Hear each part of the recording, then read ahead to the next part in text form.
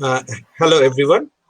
We are from Kalpovisho. We are having a discussion on science fiction, fantasy, and visions of Dr. Vandana Singh. We have with us Dr. Vandana Singh and our writer and friend and our mentor and publisher Debajyoti Bhattacharya and young SF writer Soham Guha with us. So let me introduce Dr. Singh. Dr. Singh is an Indian science fiction writer. She is an associate professor and chair of Department of Physics and Earth Science in Farnham University in Massachusetts. She also serves in the advisory committee council of METI, Messaging Extraterrestrial Intelligence. That's a very interesting topic. I think we should listen about that later. She has written science fiction for many years. She has nominated for British SF Association Award, James Tiptree Junior Memorial Award, Philip K. Dick Award, and Locus Award many times. And she has won Carl Brandon Awards. She has published many books. Some of them are Ambiguity Machine and Other Stories, The Woman Who Thought She Was a Planet, and Young Uncle Comes to Town. She also wrote about Speculative Manifesto and lots of essays and other children's work. So with this introduction, I will ask Debajyoti da to start the session. And yeah. Welcome, ma'am, and welcome my young friends and all the readers. Good evening to all of you. First thing first, we know Ma'am Vandana Singh as a writer of wonderful story that transcends the borders of reality or any specific genre that covers various fields. So the discussion it must begin with a small story better. But I think that is the best way to start it. So I request ma'am to, if you could uh, give us a story at first, then we go about it. Ma'am. Thank you so much. Thank you, Deep. Thank you, Debajyoti. Thank you to everyone who's here. It's such a pleasure and honor to be among you all, and I appreciate the generous introduction. Although I should say I'm thankfully no longer department chair, so I have more time to write. So I'm going to read an experimental new piece that has only been read once before, and it's actually a fragment. It's part of a larger story. So here goes. And it's called, tentatively, it's called Traveler's Tales. This is a story for you, you whom I do not yet know, you who sit waiting for my words to fall into your ear, you who give to me some of the minutes of your life so we can share being and become more than we are alone. Set down that grief you carry, if you carry grief, and let me hold it for you a while. If you have abandoned someone or been abandoned, left to trudge through the ruins of your life alone, then this story is for you. If, despite all joy and companionship in your life, you feel something is missing, something you can't as yet name, this story is for you. If you grieve for this broken, shattered world, if you feel the reverberation of every act of death and destruction as a deep shuddering in your very bones, then this story is for you. The stories I have today are woven into this net, this fabric that unrolls before you as I work my loom. As to who I am, you have the right to ask, but I won't tell you my name yet. Sandwiched between these stories, like gems sewn into the weave, are secrets for you to find. Now, here's a thread, turquoise blue like the sea under certain lights, and I trace it with my finger to see the pattern, to find the story. The story. In Jharia, the coal mines are permanently on fire, so much so that the ground is in places too hot to walk upon. The sleeping coal and carbon of millions of years ago wake slowly under the assault of the miner's weapon, releasing flatus that burns long, devastating fires. Here the coal mafia rules. The coal companies depend on and live by its existence. The mafia indentures the laborers who dig the tunnels and cut and haul the coal and die in the fires. And some of the workers are women married to the mines through a web of relationships, fathers, brothers, husbands, sons. A woman lay dying. She had left her husband, slept with the manager, risen to power as a machine driver. She was proud of her association with coal, which had bought her freedom. It was her gift to herself, the source of her newfound affluence, her gift to the world that made lights turn on and cars run in the distant, unimaginable big cities.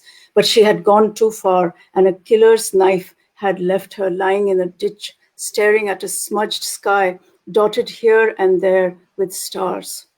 Why shouldn't she dream too? She dreamed of the way it could have been. If she hadn't done this or chosen that, what future could she have had? That firstborn son, the one she'd lost before he was a year old to malnourishment.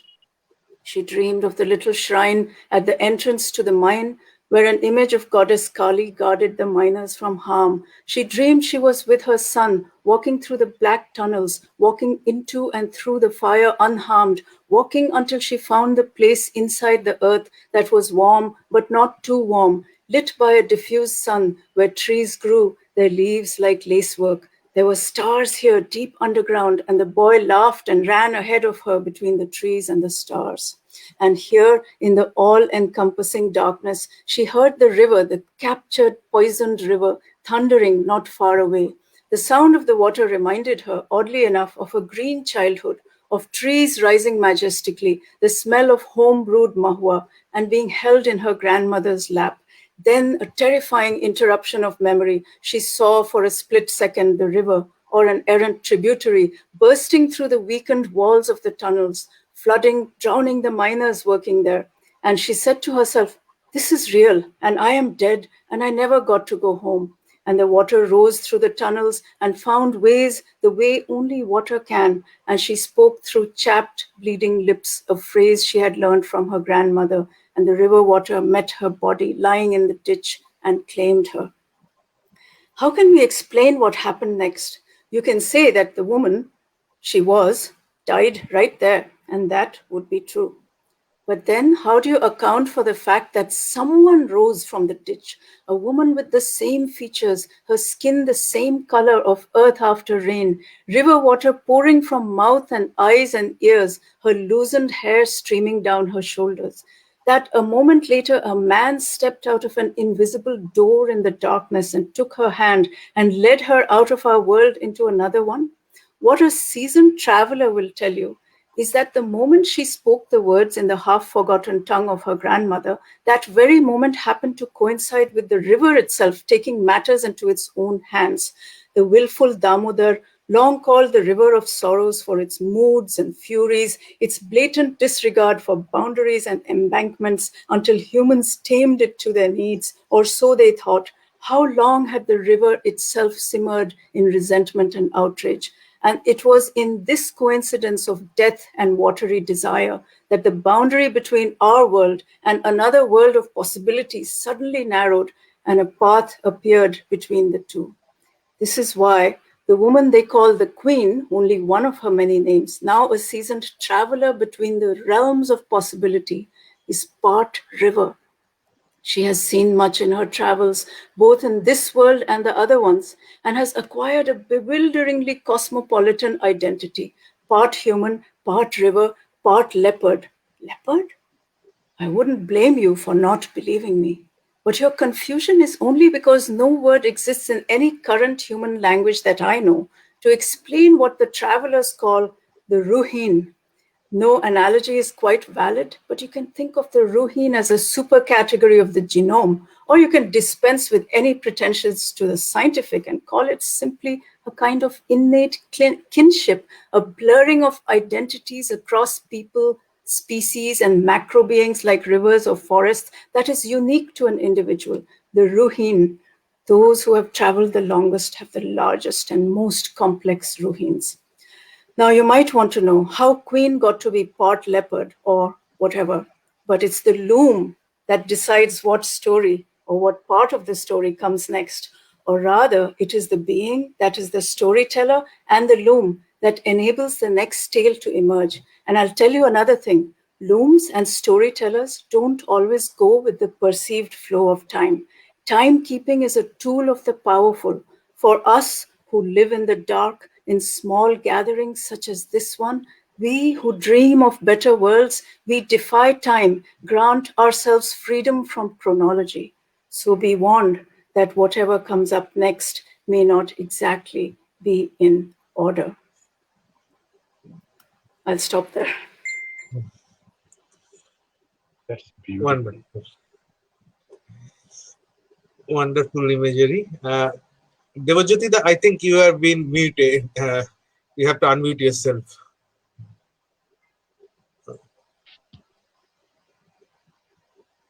Debajyoti, you need to unmute yourself. Okay, now I have unmuted. Yeah. But that was a fascinating tale. Yeah. And that raises one question.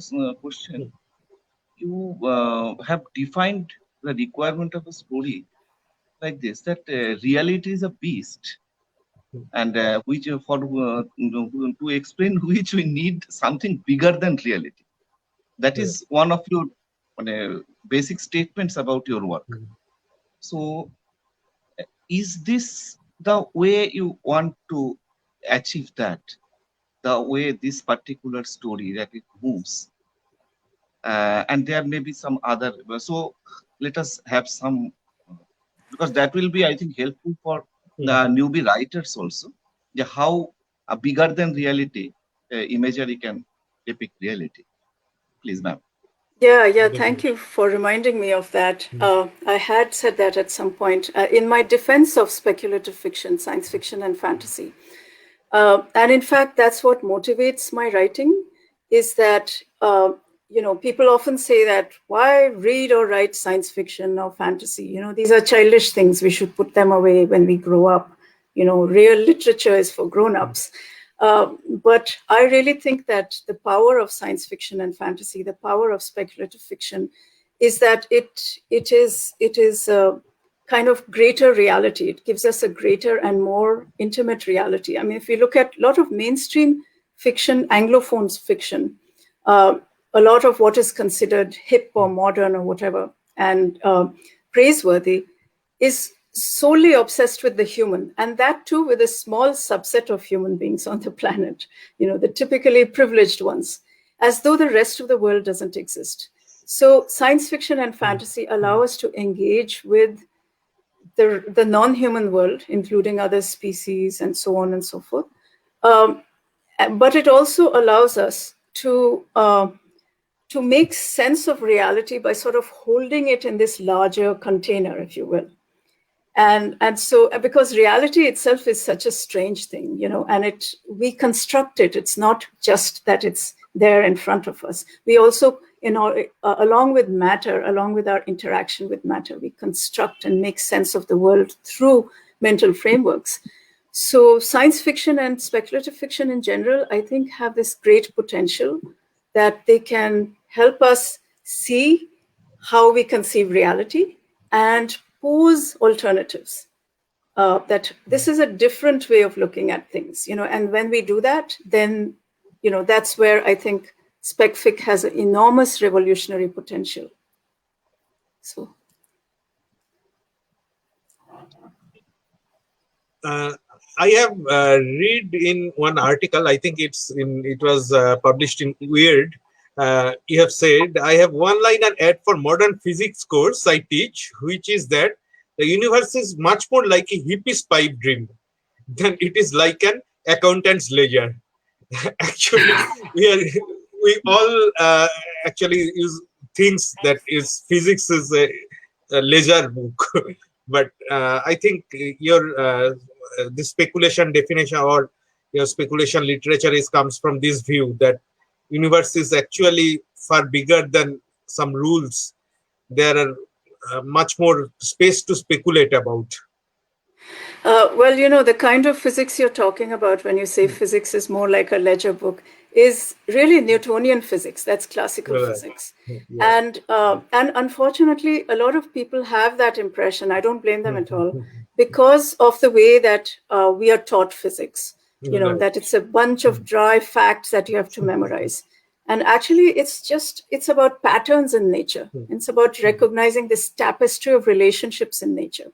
And we are taught from that perspective, and we are taught to like really engage with it. Even Newtonian physics can be beautiful, but it's very true that the universe is actually not a Newtonian thing. It does not, we know that quantum physics and relativity are actually the more accurate descriptions of nature, and Newtonian physics is an approximation. So that's what I mean when I say that my ad for my modern physics course is that the universe is much more like a hippie's pipe dream, where it's in the quantum realm, it's hard to separate the observer from the apparatus.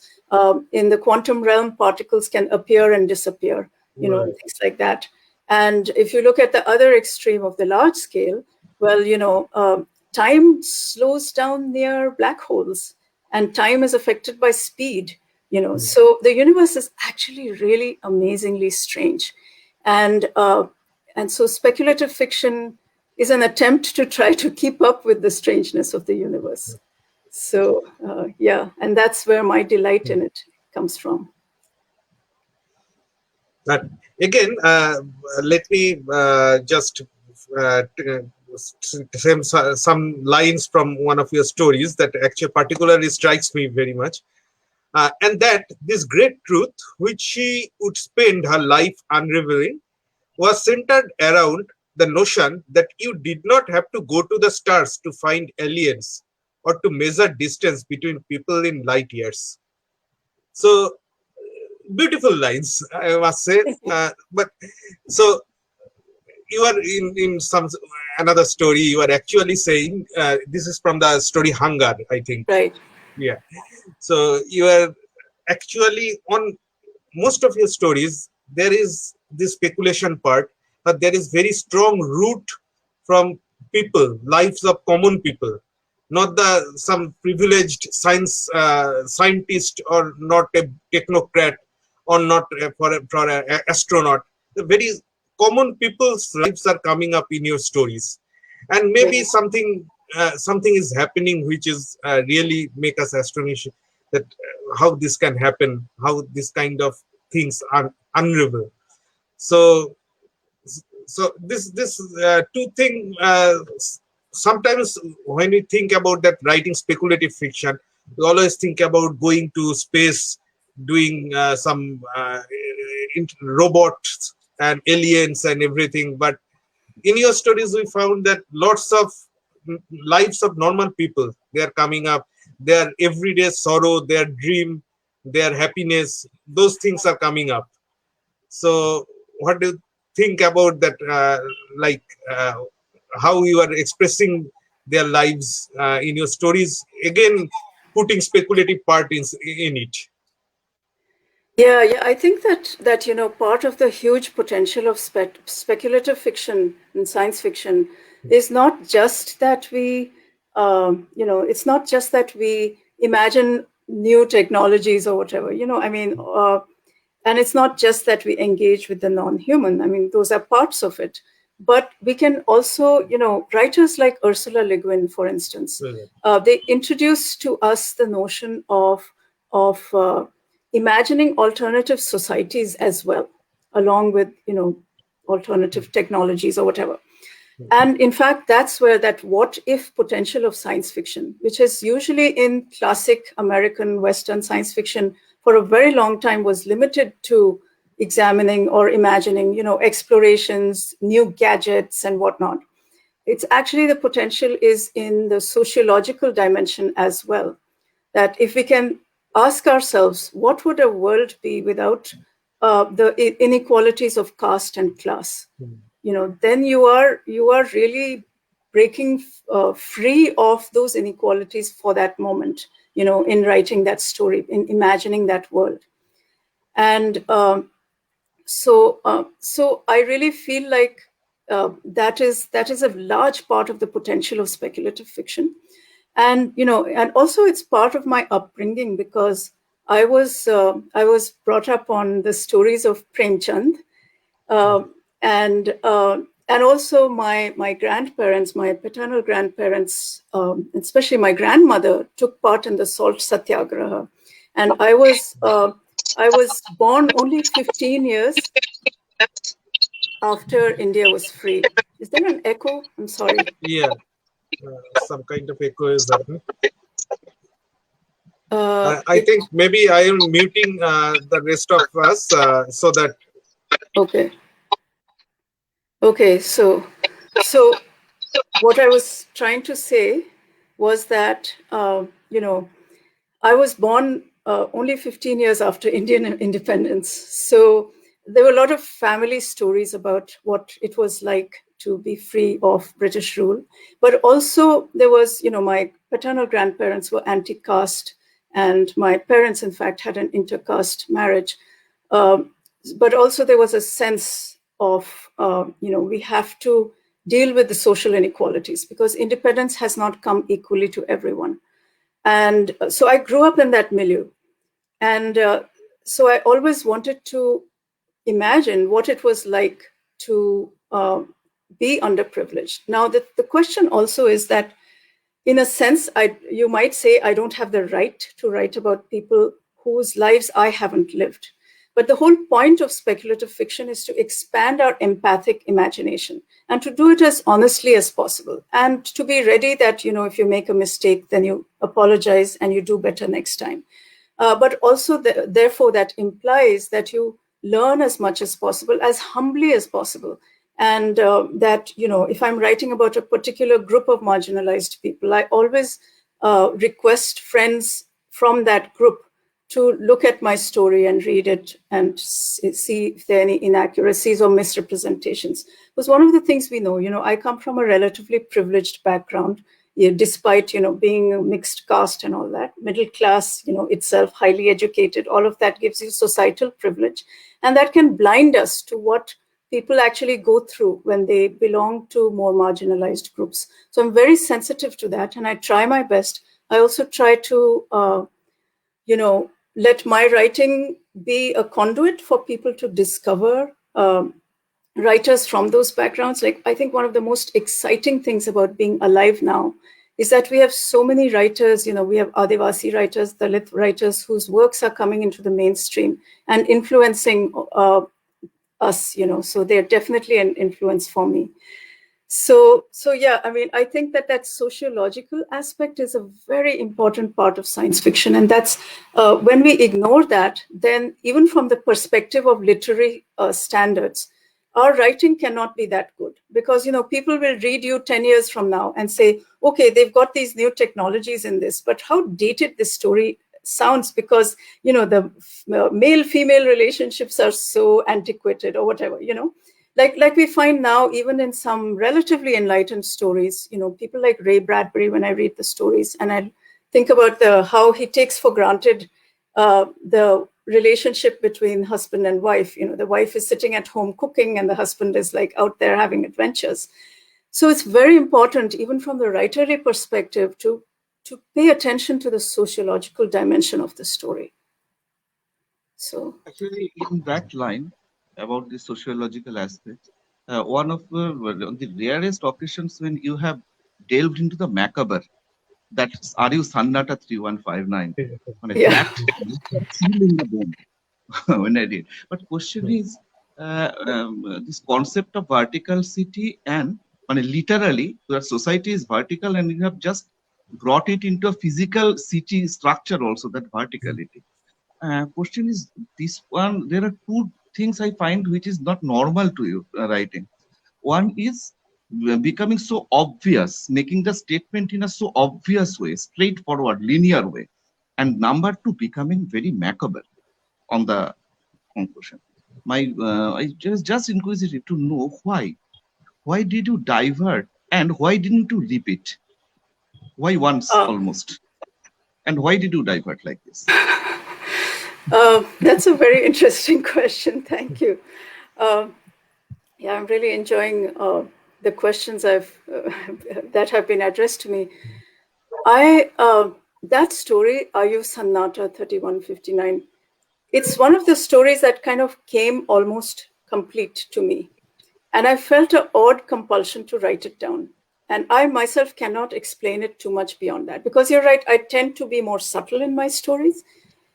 This story is really strong on inequality, and it's very, I mean, it's like you said, it's macabre, but it's also brutally clear what I'm trying to say. It's got some, I hope people will see some subtleties in it. Like, for instance, it's not really a story that is against eating meat, but it's against the idea of the factory farm, the idea of the commodification of animals and humans. And putting humans are in little boxes. So you have the privileged people on top, this compartmentalization of the human, and then you have the gritty and brutal undercity, as it were, right? So which is Patal in the story. And so there are some stories I can't explain that just come almost complete in my head. I wake up, I have an image, I have a character, and the character is saying, write this story, and the story is already there. So all I have to do is write it. That happens rarely. Usually, my story, the way I tell stories is that, or the way I write them, is that I write a sentence, just a random sentence. And then that sentence leads to another one, and then another one. And I don't know where it's going. I may have a vague image or a character, and I have to finish the story in order to find out where it's going.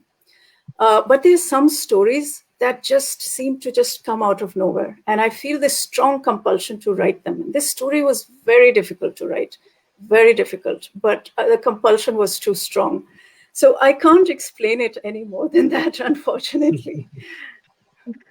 I think that is the fortunate part of it, that everything cannot be and shouldn't be explained. But that story, as a reader, it hit me hard. And another point in that same story is, you mentioned Patal. And so, as antonym of it, heaven is there on the top and Patal. However, the Patal, the people of the Patal, they are not villains. In the traditional way, we define Swarg and Patal. Here, the definition is that oppressor and oppressed. So, that way also, that subaltern thing that has come into the story. And as a reader, ma'am, we would love to have much more stories in this line from your pen. Such a wonderful story. And while discussing sometime back, you were talking about the non-human intelligence. And in one point you mentioned in the story you read also, that the river decided to take things in its hand. That intelligence, that sentience has come into it. And I think this is can I call it a logical evolution of the concept of when in Indra's way we were first describing the emergence of sentience in a very preliminary way, when those particles, they were just trying to rearrange or redefine, reconfigure the entire system. So is this a theme running through your works and gradually evolving into another way? That is my interpretation as a reader, but let the writer. No, I mean, certainly, I'm fascinated by the idea of complexity and complex systems, which is a science that, even though its roots are in the 1880s, it really has not developed that much. A lot of work was done on it. Important work was done in the 20th century, but we still don't have a good understanding of what a complex system is, even though the world around us is filled with them. Like the climate system is complex. In my academic work, I work on a transdisciplinary scholarship of climate change. So, but so are social networks, so are, our endocrine system, our nervous system are all examples of complex systems. And we know how to look at them piece by piece, but these systems are not reductionist. You can't understand them simply by understanding the parts. We don't yet know how to holistically understand these sort of systems. So what I'm speculating with in the story that you mentioned, the very short story, Indra's Web, which I had written in response to a request from MIT's Technology Review, where they were launching a science fiction, section. In that story, it's a story about a reimagined city, and essentially what an energy grid might look like. So, and here again, I try to blend the personal, the sociological, and the technological here. And this story actually came because I was so fascinated by the idea of the fact that plants talk to each other, not only through, chemicals in the air, but marvelously through their relationship with fungi underground. And they interact with each other through the root system. And they can warn each other, they can send messages, they can even share resources, nutrients, and so on and so forth. So, and that is one of the most amazing discoveries in biology in the last 2 decades. And one of the things we know is that, complex systems often have emergent phenomena that arise due to the interactions, which is why, you can't, and which are often things you don't expect from the Newtonian physics perspective, So, and in fact, the lack of understanding of complexity is one of the big holes in science. So I'm really fascinated by it. I've been trying to study it on my own, but through fiction as well. So the idea of a sentient city, or, we know ecosystems are really complex. We also know that, indigenous people in our own Adivasi epistemologies, but also of the Native Americans here and around the world, often say that the everything is alive, and I've often been worrying and wondering about what it means. What is it that we are missing, in the from the scientific perspective. So I read a lot on other epistemologies, other ways of knowing, other ways of thinking. And it's led me to this notion that, as I experimented in the story Indra's Web, that if you have enough complex interconnections, would intelligence emerge from that? Would sentience emerge from that? Is sentience an emergent phenomenon? And so I experiment with that a little bit. But yeah, I mean, I think you've totally hit on the mark here, because that is a fascination of mine: complexity, networks of connection, and how we weave the connections, but we are also woven by them. And nature also, of course, is the greatest weaver we have. So That is the recurring theme, I think, coming in all of your work. And that reminds me another point. I think for the people who are attending the programs also, there is a very small question that always remains with me about this sky river sutra. Somdeva sky river sutra. right. Here, when Isha is trying to look back and find the history, her history has been stolen. So he's trying to recreate the history. One is to create the Somdeva. But in the collection of Katha Sarit Sagar, when she is turning the pages, that means what has been handed down to her as a from where she can bring back the history. The first page she has got the name Vandana written on this. That one was it a small cookie you placed there? I I like like how it. you put it. But this cannot be unintentional. Must be something. No. As a reader, I expect that. Any comment on that, or is it just accidental? Oh, not Because at if all not, accidental. No. yeah. Yeah, it's one of the things that happens when you live in the West, but your heart and soul are still at home.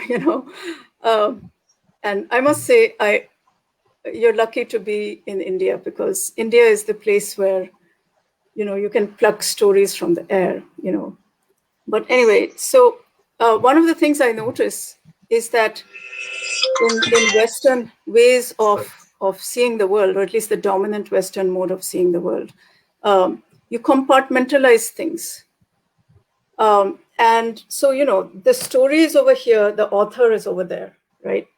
And it's not as though, thinking in coming up with taxonomies and categories is something that all major civilizations have done.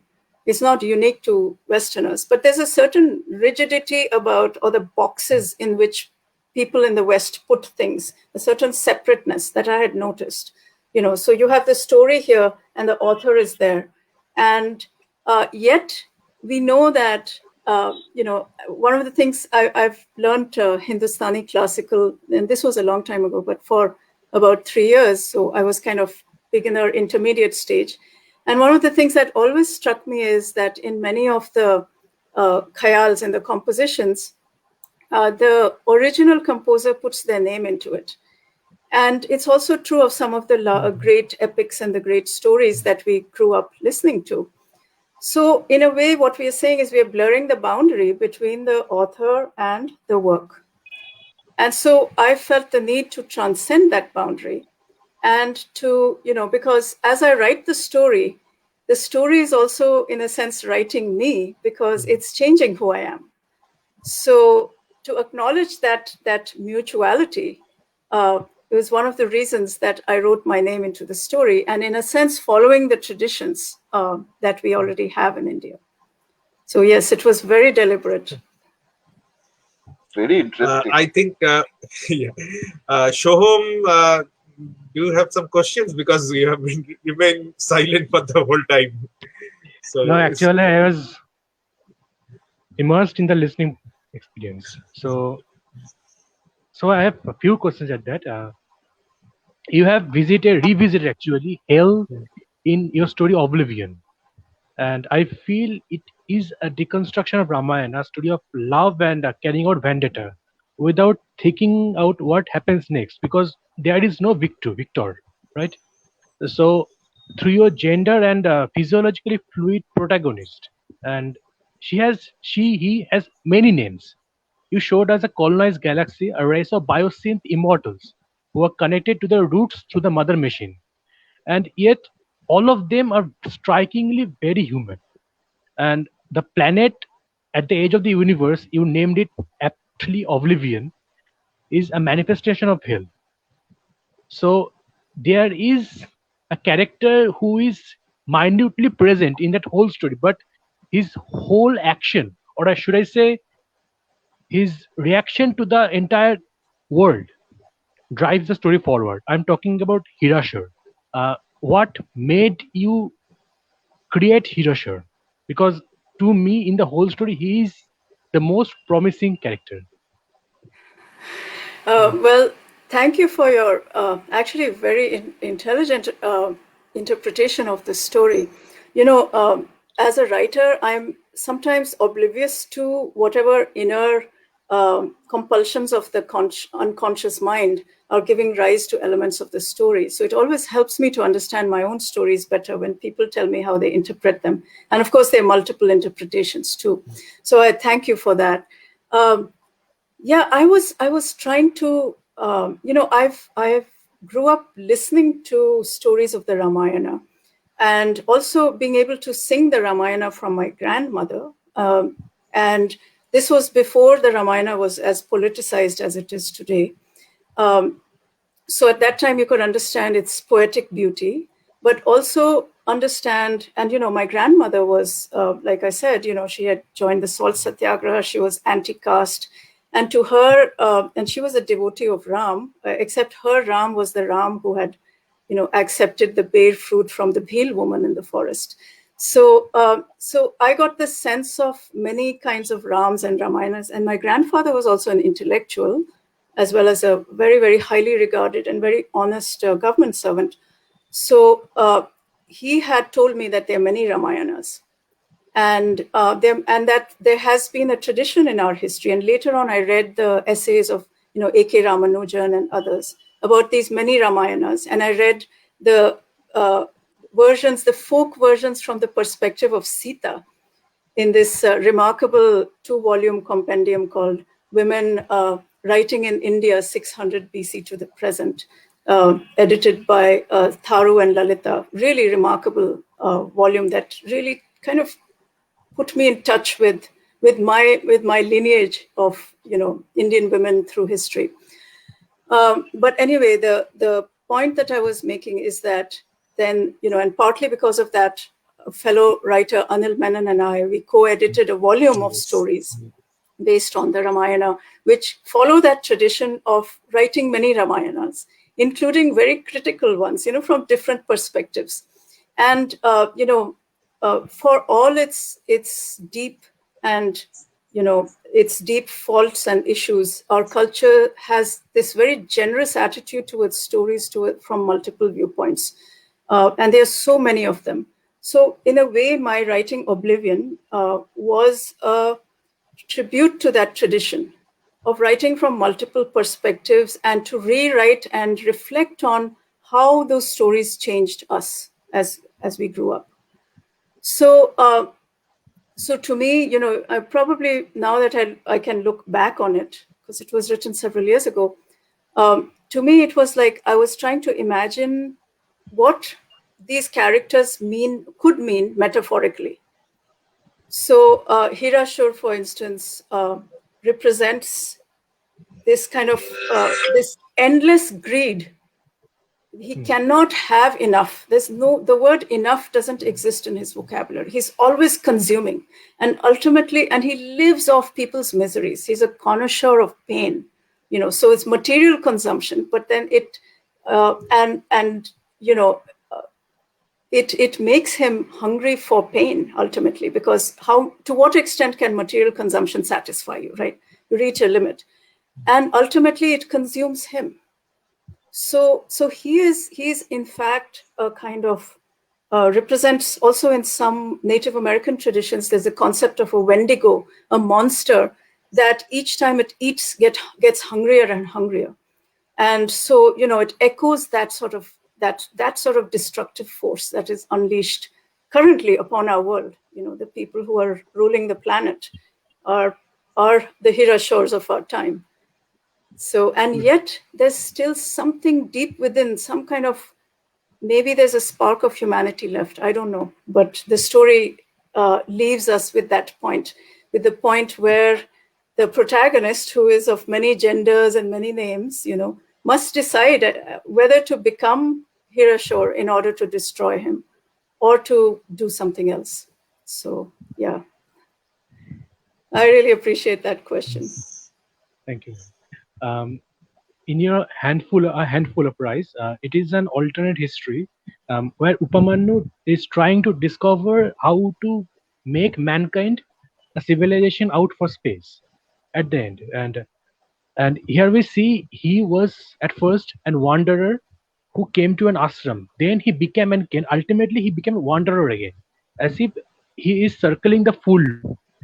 Because as we age, and I have seen in my now departed father, when it ended him, he reverted back to his childhood, but back to the simpler times and mindset. But the deeper grooves our experience and age left us does not lets us to go back. And here as well, Upamanyu Akbar Khan, the prosperity bringer of Hindustan, the rejuvenator of Mughal Empire, finds himself at a standstill. The only way he finds the escape route is to reinvent himself. So, can you say a few words that you placed in this story about the circle and cycle of life, the understanding of the cosmic truth, the Mahaprana, and the memories that is evident in the pages of the story? Yes, thank you for that question too. That story, A Handful of Rice. I don't usually write alternate history, but somebody challenged me to try to write one, and this is what came of it. And it was actually a part of what I was doing was pushing against the idea of steampunk, as a Victorian construct that is often oblivious to what the Victorians did through colonialism. So I wanted to write a counter-colonial steampunk story. So that was the motivation for the story, A Handful of Rice. And it's so interesting that you mentioned this circularity in Upamanyu's life, because honestly, I was not aware of that when I was writing it. So, but now that I think about it, the thing with Upamanyu is he cannot find stillness. He's seeking a kind of peacefulness, that he can never find. And that's because he's always looking outward for it. He's not looking at what the problem is with his own life, So in one sense, it's true that his returning to wandering is like going back to his earlier stage. But in another sense, he's simply sort of running away from himself again. He's trying to find the next answer and the next thing and the next thing. So that is actually part of Upamanyu's problem. And I think now that I reflect on it, that's the difference between him and his friend Vishnumitra, that Vishnumitra is able to, he has this great gift of finding through, not just in his own self, but through the connections, through his acts of compassion, through his relationships with others, that he already possesses that ability to, be centered, a kind of innate peacefulness. And I think Upamanyu recognizes that, which is why, he had plotted to have Vishnumitra return and, and take his place essentially for a longer time than Vishnumitra realized at first. And because Upamanyu, in a sense, is, you mentioned childishness. So that's one of the things that Upamanyu has, in fact, never really grown out of that childish phase of, getting tired of one thing and then wanting to move to another. And, being a king engaged him because it was so interesting. There were so many intrigues. There were so many things to manage and manipulate. But after that, even that started to pall. And then he gets this, throughout the whole thing, though, his interest in this whole notion of the Mahaprana remains. So, ultimately, that is the thread that connects all these different phases of Upamanyu's life. So, yeah, so I hope that helps answer your question somewhat. In another way, the same story. It is like the traditional or classical way of Indian life, that learning, execution, renunciation, those stages. Now, Upamanyu is actually, if you find, following that linear trend also. He is learning first stage as an ascetic or as an ashram dweller. He is executing, then he is renouncing and going. You are not saying what for what. Okay, that is one line he's following, the traditional line. At the same time, that hint of a queer relationship, which you enforced again, just buttressed and made it strong with the hints of Krishna Sudama repeatedly. Mm-hmm. So now, this is another area where the various kinds of gender-related issues, like this story, there is a queer relationship, very chiseled out. In Raj Sundari's story, the first, that wonderful story, there you are categorically focusing on women and their position, and how from the past we are seeing that Raj Sundari is learning that division. And then the difference between gender in your character, they start fizzling out, and you are coming to a situation when should we say that you are saying gender is not important. So next stories, gradually it is the masculinity, femininity, they are vanishing. When you are partnering two people, they are partnering as only two human beings.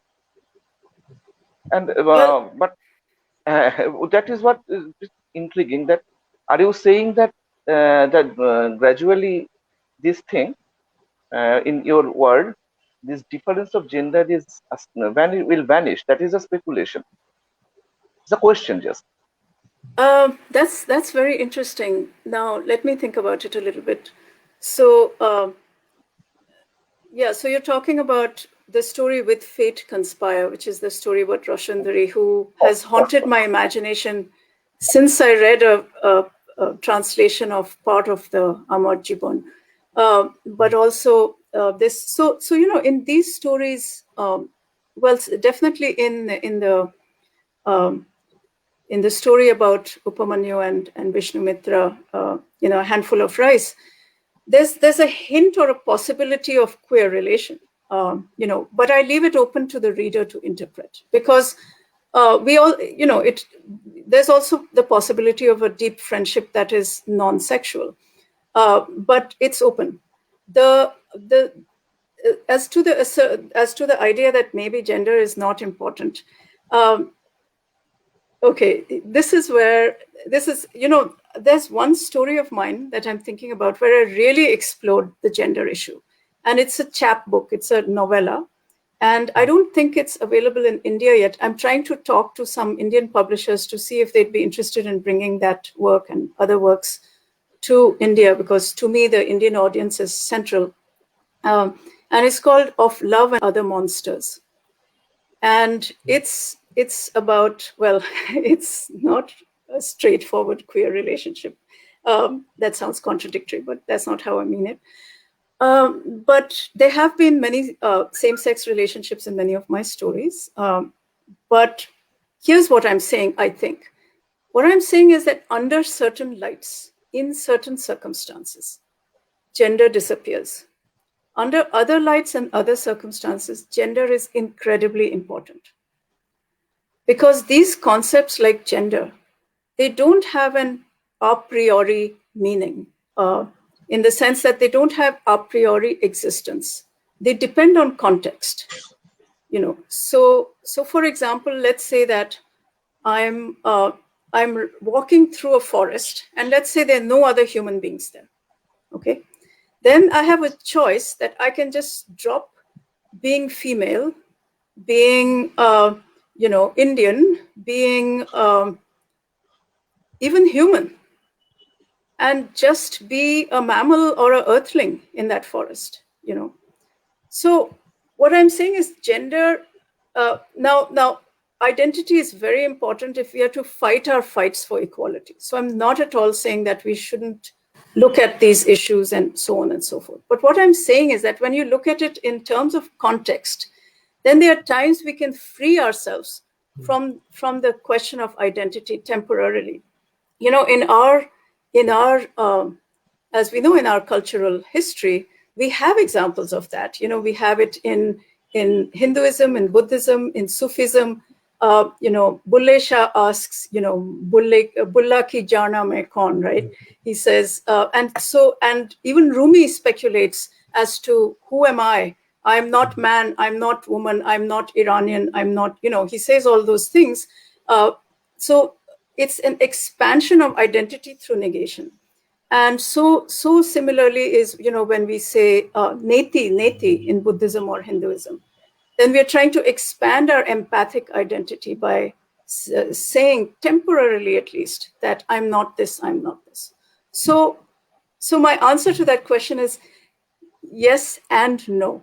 Like there's, depending on the context, we can free ourselves of and expand our identities. But in other contexts, it's very, very important to inhabit those identities. So that was a wonderful piece of sentences, that we are contextualizing gender. That is a wonderful concept that will goes quite. And here comes another very interesting point. Once you say that what is this one about fantasy, what cannot ever be or what cannot be, about speculation.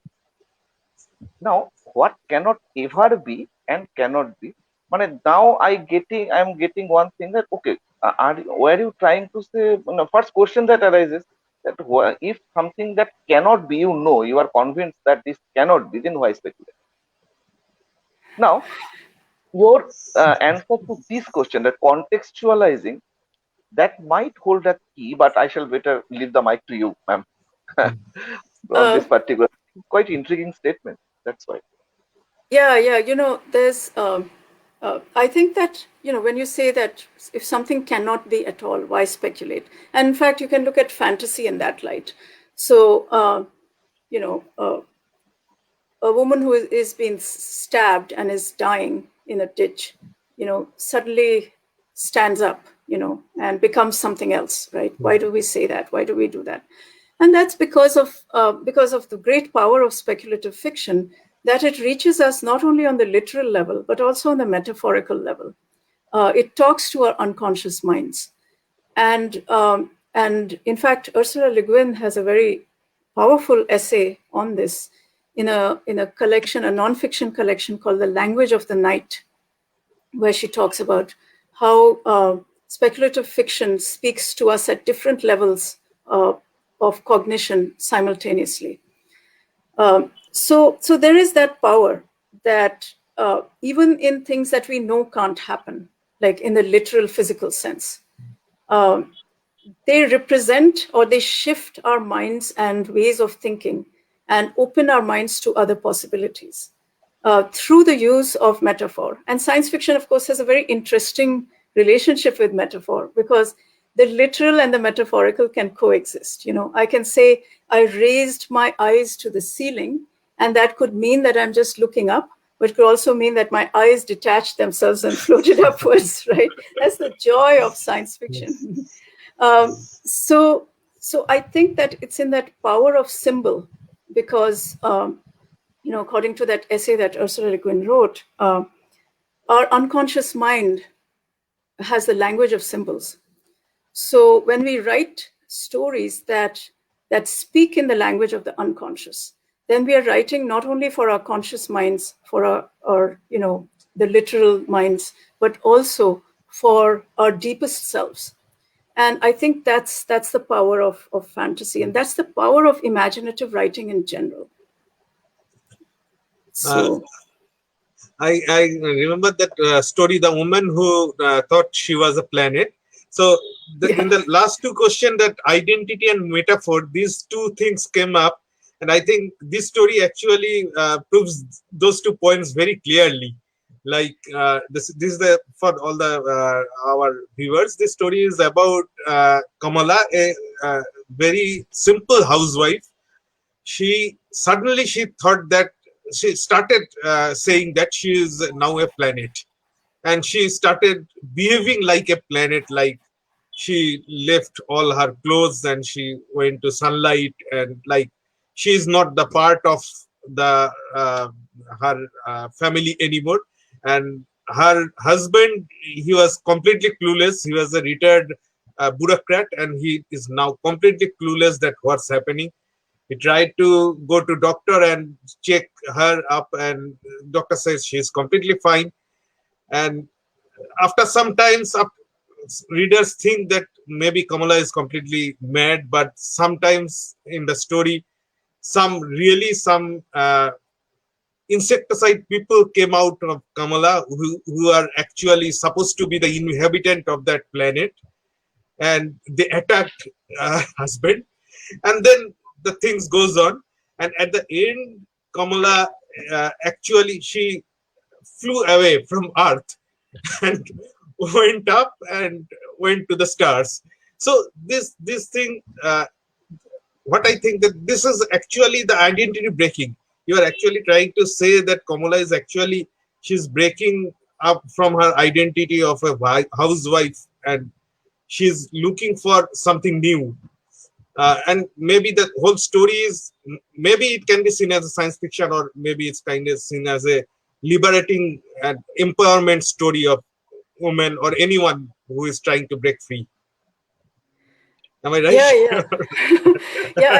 I think you that story is indeed a good example of how the relationship between the literal sense of what's happening and the metaphorical, in science fiction, and how playfully they can work together. But it's also a liberation story. Yeah, that's for sure. Expanding one's identity to something larger than oneself, larger than the individual self. Yeah. And nobody is actually understanding that what the transformation she's going on. And her, yes, especially her husband, she is completely clueless, and he's like very afraid that what's happening. He's a stodgy bureaucrat, who has no imagination and stuck in his ways, and not particularly, and doesn't see his wife as a human being, let alone a planet. Yes, right. Yeah.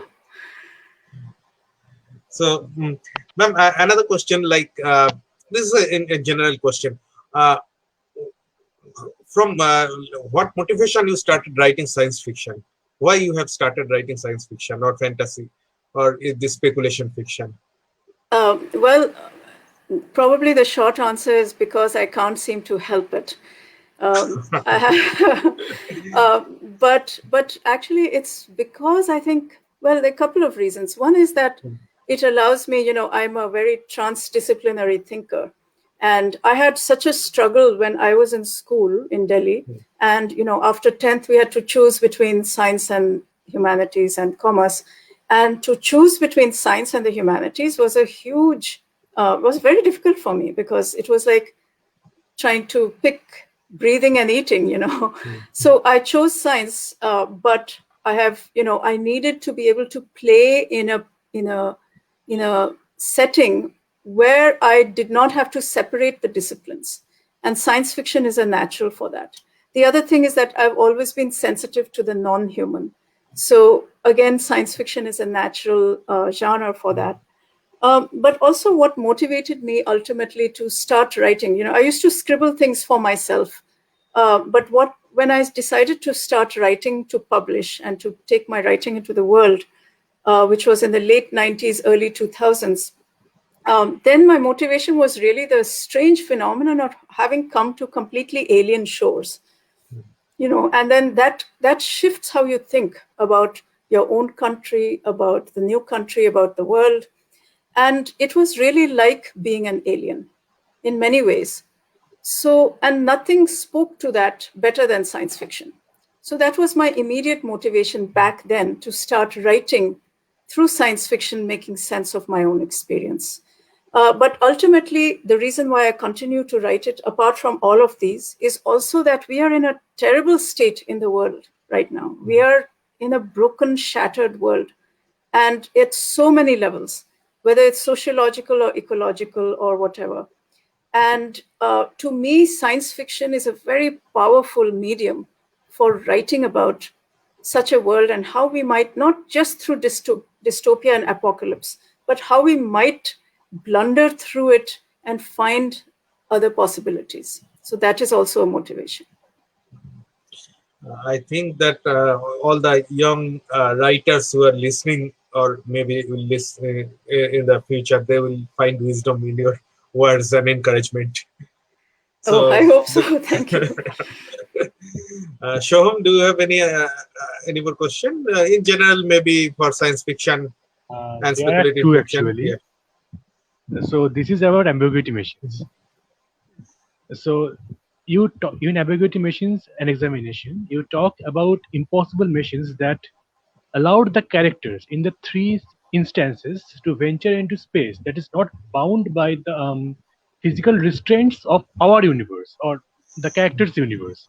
So, because I felt that, to me, this is a story of people finding places where they belong, because in their reality they did not belong in that. In the case of the archaeologist in Africa, he found that entering and the hive mind, if I can call that, he found a place to belong. And in all these circumstances, all these instances, the three stories you told in ambiguity missions,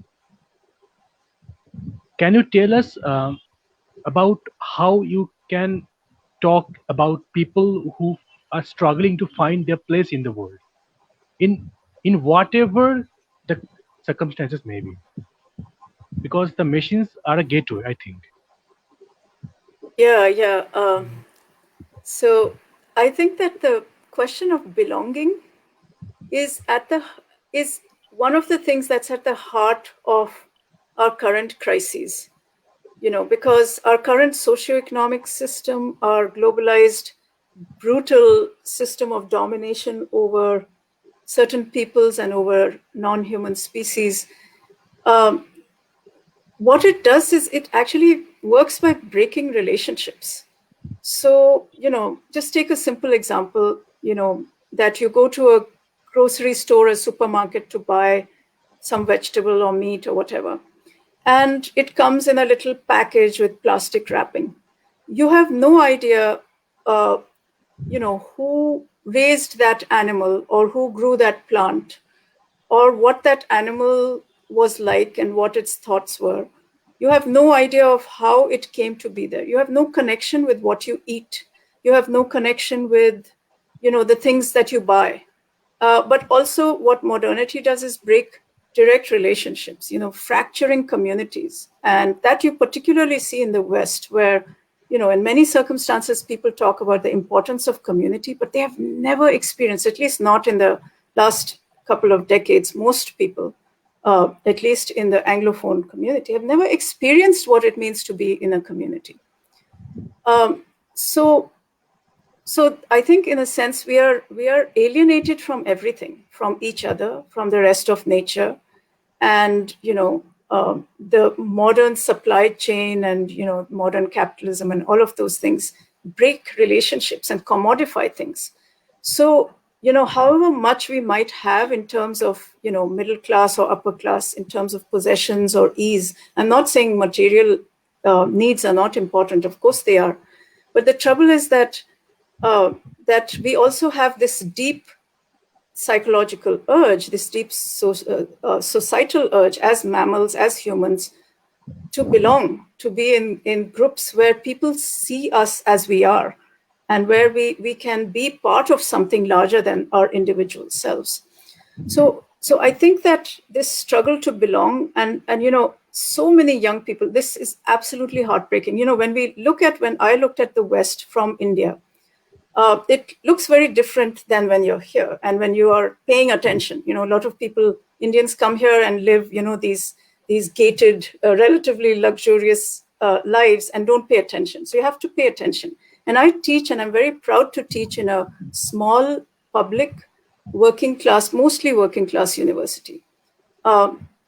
And one of the things you learn is that young people in this country, in the West in general, have an epidemic of anxiety and loneliness. And any society that does that to its young people, however shiny its gadgets, however powerful its economy, is a failed society ultimately, right? And we are also, in India, we're heading that way as well. So I really feel for young people out there. This is just not right. So this sense of belonging that we all search for in different ways, in different circumstances, sometimes it's literal, particularly for displaced people who have to migrate because of displacement. Like that's what's happening to many of our Adivasi communities in India because of so-called development, cutting down forests, mining, and so on, and kicking them out.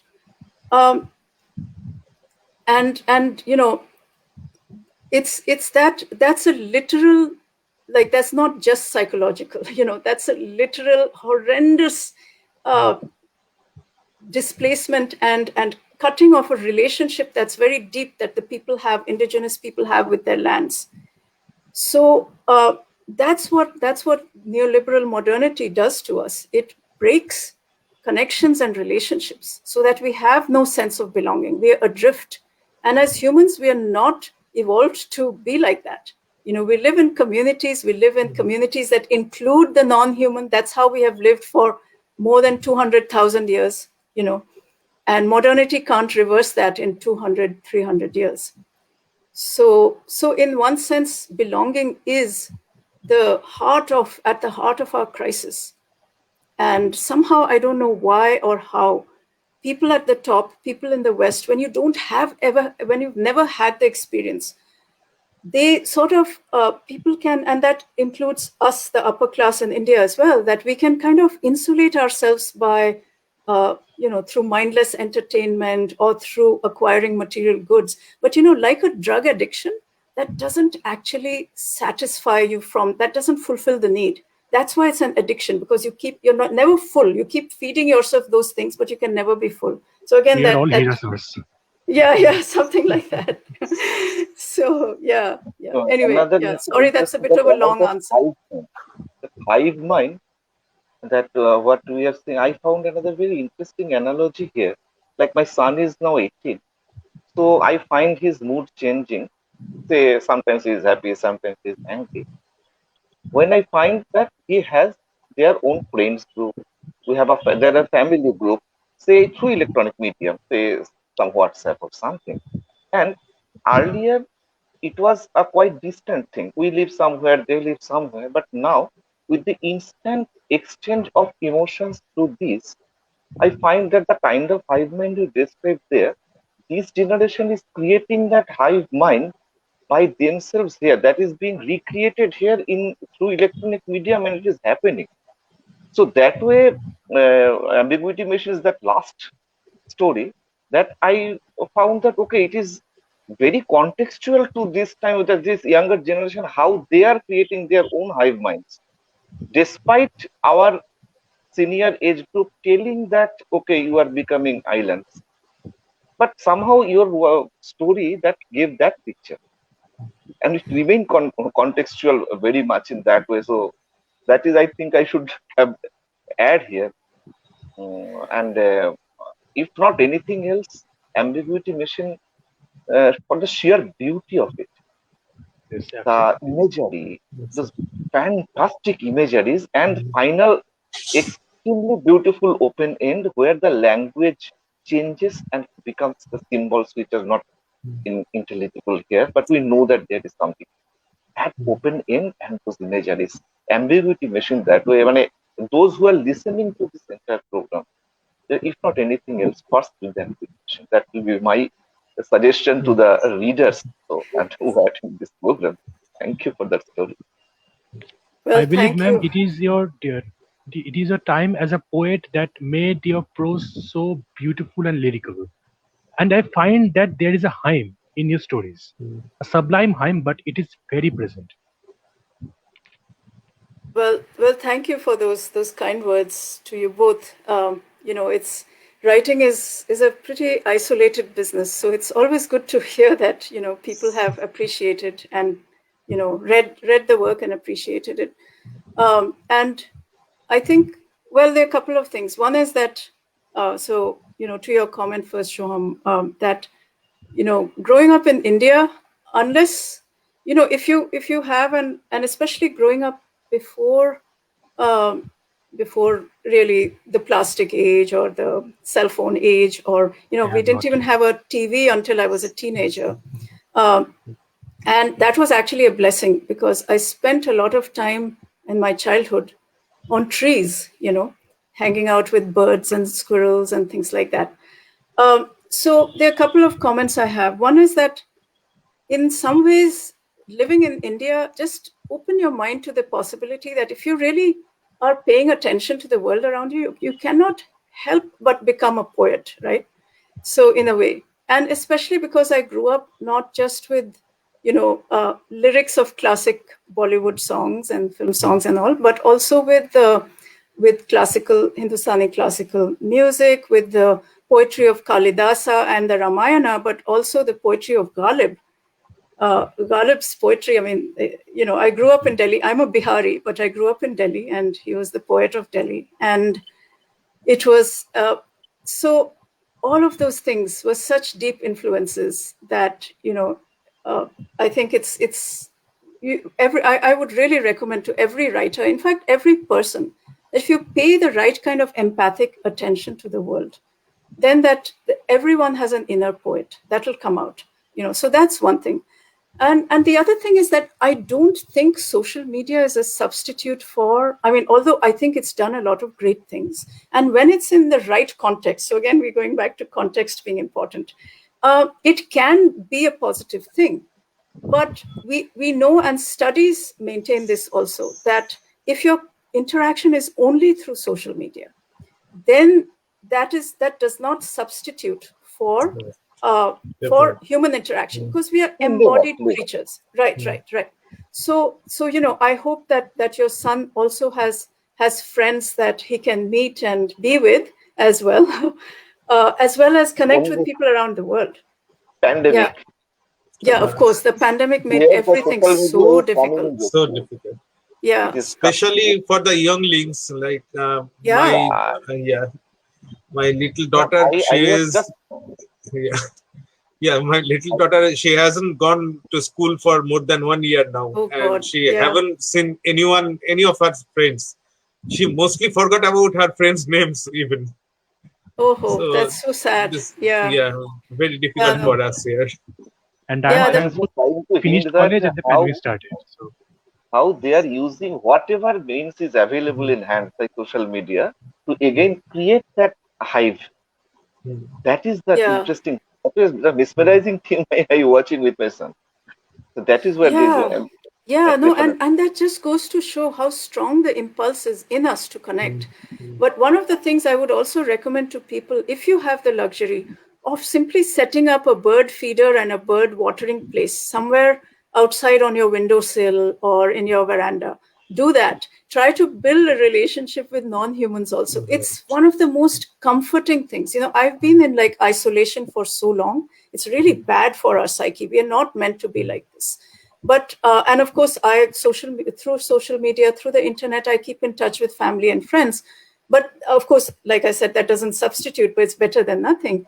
But it has been such a great source of comfort and connection to me, you know. And I look at the tree outside my window, and that tree has become a friend. You know, that tree, I can sense it feels like a physical presence. And then, you know, the birds in the bird bath, and you know, and they build a relationship with you. You know, there's a bird, a blue jay, who waits for me to throw a piece of my boiled egg out in every morning. You know, so there's a kind of joy that, you know, there's a term called biophilia, which expresses human, you know, human tendency of appreciation and connection to other species. And that human tendency, that biophilia, is something that we suppress in most urban cultures. But if you can bring that back, that can be a source of great joy, you know. So see if, you know, I would recommend that to people, including We young people. always have pets at home, like we have cats, lots of Right, that right. bird. Oh, that's We always wonderful. have bird feeding outside because that is necessary for the kids and as well as for us also. Right, And that is right. possible. Many people say that it is not possible. Or even if you're in an apartment house, on Yeah, the balcony, you can invite your birds. That is very easy. yeah, They come. yeah.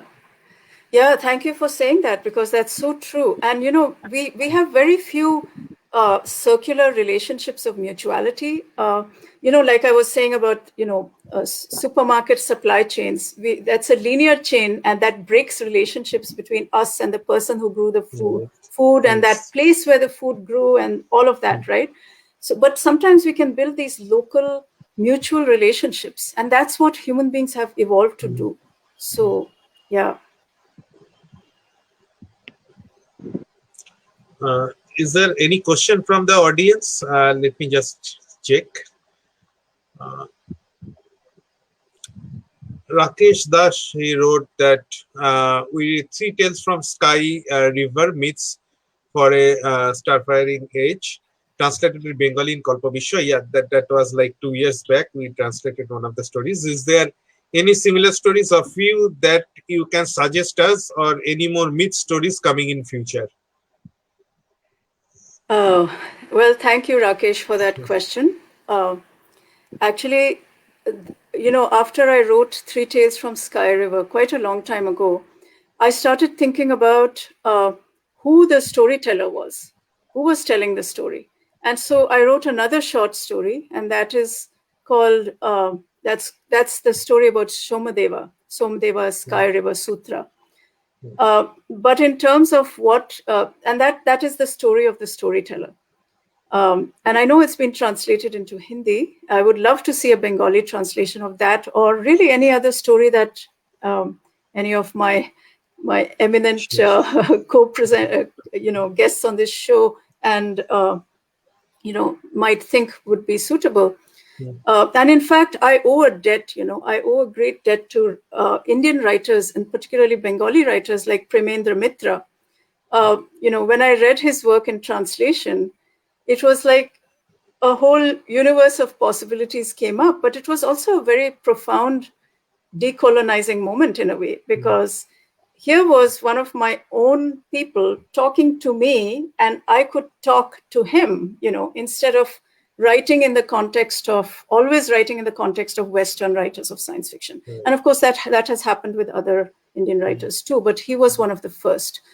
So yeah, I would love to see, I would love to, you know, if there's interest in the audience or among people in Yeah, of course. We Bengal. will love to translate more stories from you. That would be great. Yeah, thank you. Yeah. Uh, Dipen Bhattacharya, he is also a well-known science fiction writer from Bangladesh. He currently lives in USA, and he is also a physicist. I don't know Oh, whether you know him or not. Uh, well, I'm and very Dipen, glad to know about him. yeah, Thank you. Dipenda Thank you. mainly write in Bengali, but he also write very fascinating science fictions. We have already published some of his writings in Bengali itself in Mhm. Kalpavishya. So it would be great, like maybe in future you two may know each other through Facebook or somewhere. So his writing, it's fascinating to listen to Dr. Vandana Singh. Thanks to Kalpavishya for the program. Well, thank you for listening, Dr. Bhattacharya, and I hope to read some of your work. I hope that there's some translated into English as well. Uh, we have Dr. Sri Narahari MH, Secretary General, Indian Association of Science Fiction Studies. And we also have Dr. Arvind Misra, a science fiction writer and ethicist and Secretary of Science Fiction Authors Association. And we have some more we have some more encouraging words from our viewers. Yeah, well, I Yeah, appreciate the comments from everyone, and especially Dr. Mishra, and Dr. particularly Narhari. because it was through him that I got to know about the Mhm. Indian Science Fiction Association and the great efforts in Hindi science fiction and other science fiction in other languages. So it's very nice that you're here, Dr. Mishra, and Dr. Sri Narahari as well. Yeah. And I very appreciative of the audience. There is, a story is not a story until there's an audience. So Right. Yeah. yes. And that was a So, fantastic time also we spent today yeah, with you. yes, Thank you. and This very, was very such a pleasure. enlightening, and it's. I think even in the future we'll put this total discussion in YouTube, and uh, I think some of our Indian Bengali science fiction writer, or maybe some Indian science fiction writer also, they will really appreciate your views and your suggestions and revisions.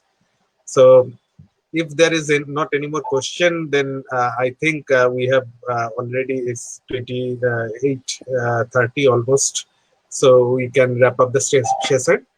So I would I had just request one Debajyoti point. da. Yeah, My one point is yes, what Ram just said. A writer stories are only then it comes alive when it has that audience. yeah, So and another point is translating them more and more in Bangla. There are so yes, many capable pens there, and there are lots of avenues to get them public. Kalpavishya is there. I run mm, a very old and established webs in Joydhat. So it will be, I think, let us do this. Let us mm, bring this work to Bangla, and there are so many competent. That will be the request to the audience, and let us see how it definitely, goes. yeah, We shall love to read them in our mother. And that is the one my mm, final request to all. And mm, wonderful, man. That was a yes, fantastic time. With quite educative, entertaining. Both. mm, That was fantastic. Thank you. And may I ask for an advice for me and any other young ones who want to write science fiction? Is there any advice? Because Well, first you must write it. Take your pen to paper or put it in yeah, electrons on the screen. But one thing I recommend, which helped me also when I was starting out, is that form a critique group with fellow science fiction aspiring writers, and give each other critiques that are honest, but where there's some people who criticize by tearing up a story. You don't do that. You try to understand the intent of the author and then give honest suggestions as to how they can realize that intent. And that process of forming and working in a critique group where you trust each other and you share your stories, and and then you try to send them out into the world, that can actually be very helpful for when you're starting out. But I know you're not a starting out writer, but I'm saying this for writers who are just starting or who want to write. And the other thing is, just notice the world around you. There's a story in everything, particularly if you're in India. You're so lucky because, despite everything they say, life in the West is actually quite sterile and quite, antiseptic in a way. So you're very lucky, to be there. And so take advantage of that and listen to people's stories, whether it's a rickshawala, whether it's your neighbor or whatever. Just be open to story in any form so that your creativity can grow. And if there's time, I'll give you one more interesting suggestion that often helps me. That first thing in the morning when you wake up, just write anything. It doesn't, and before you're fully awake, before your internal editor has said, oh, don't write this, write it this way, write it that way, just write anything that's in your head, even if it's 2 sentences. It doesn't have to be good. It doesn't have to be for publishing. Just write. That is what, when your unconscious mind is more awake than your conscious mind, that's when the really creative ideas can come. So if you practice that, like even if you can't do it every day, do it 3 times a week, 4 times a week, along with just being open to the world around you, then it can really help your creativity. And I just want to say, I'm so happy to see so many writers in India, and to be discovering also, because for a long time, because I write in English, I didn't know the history of science fiction in India. I didn't, and so I'm still in the process of discovery, of reading for myself, reading Hindi science fiction, reading other science fictions in Bengali and Tamil and other languages in translation. So for me, it's a great process of discovery. So I would say, just like Soham, write in 2 languages if you can. Okay, because it's very, very important to be in touch with our, regional cultures and traditions as well, and to let the 2 influence each other. So I would strongly recommend that. And I'm very happy to see so many writers coming up in multiple languages, not just in English, in India, and looking at science fiction in a new way. And the other thing I would say is, don't imitate, except for practice. There's nothing wrong with imitating for practice.